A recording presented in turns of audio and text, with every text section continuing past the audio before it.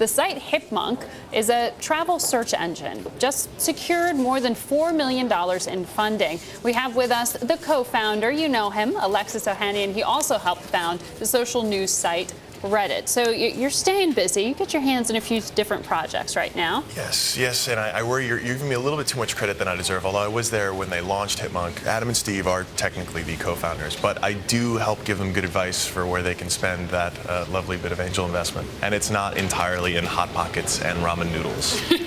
What is that round of fundraising going towards? It's $4.2 million, led by what, Ignition Partners? Mm-hmm. Yes, yeah, largely it's talent. The most important thing that any startup can have is talented people. And we have a fantastic programming core that we started with, but we wanted to hire more. And that was an easy way to just get the talent that we needed. And right now there is a high demand for really talented programmers, which is why I also tell anyone who's curious to know what they should encourage their kids to study in school, tell your son or daughter that computer science is worth taking a look at, because you will always be in high demand as long as you've got a background in programming. Is it that there aren't enough programmers, or is it that there aren't enough with the right skill set? I mean, you often hear about this demand for more H-1B visas, more foreign students being allowed to stay here, and it's because of the skill set they've got. Yeah. Frankly, there aren't enough great engineers coming out of America right now. And there are plenty who are coming in, getting their degrees, and then they look towards their options back home, and it's a lot more appealing to just go back.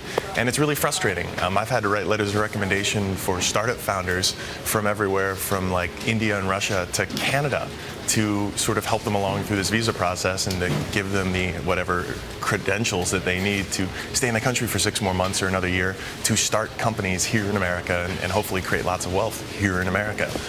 But how do you study, entrepreneurship and programming? Because, I mean, you graduated from UVA, but so many of these startup founders didn't graduate. They sort of left with a great idea, and that was enough. Yes. One of the things that people like Paul Graham, who started Y Combinator and first took a chance on Steve and me, one of the things that people like him have been preaching and has really been proven true in recent years is that if you've got the skill set to actually build the site, if you have the talents to build something people want, you can learn the business side of it. You can learn the entrepreneurial side of it.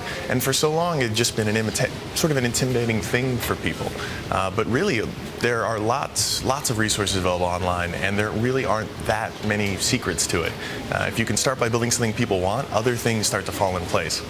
Well, one thing that's been catching our eye in the fundraising sphere for some of these new ideas that are bubbling up is what some say is a bubble in valuation, what some say is money that's so easily available to anyone with a good idea right now. How easy was it for HIPMUNK, or how easy is it right now to raise money? Well, for startups in general, it's actually a really great environment to be a startup founder. You've got 2 things working for you. One, the cost of actually getting a startup going is almost trivial. If you can feed yourself and you can shelter yourself, and you don't have to do it too glamorously, if you can do it out of your apartment, you can probably pay the credit card bill to Amazon to host your website, to actually get the service up and running, get people using it, and get enough traction to show that it's a worthwhile concept. And that's because of things like cloud computing and the like that have made it easier. Yes, and that's wonderful. That means now, if you've got the determination, you've got the ability, the barriers are lower than they've ever been in human history for genius to sort of get a global platform. There's always been some kind of means of production that have kept brilliant people from just getting their ideas out in the world, and whether it was coming up with the internal combustion engine or even the personal computer, you needed a way to put pieces together, ship them to people, and get them in people's homes. Thanks to the ubiquity of the internet, if you create a good enough product, you can be the next Mark Zuckerberg sitting in your dorm room having something that changes the world. Silicon Valley doesn't need Wall Street the way they did back in the tech bubble years, perhaps? Yes, and that's why I'm not terribly concerned, because right now there are a lot of startups, and there are a lot of people who want to invest in startups, but that just has to do with the fact that there are so many great ideas now that don't need a lot of money to get started, and lots of people think it'd be kind of cool to spend $15,000, $20,000, $30,000, and I mean this is like angel investors think it would be cool to invest and take a chance on a couple of college kids.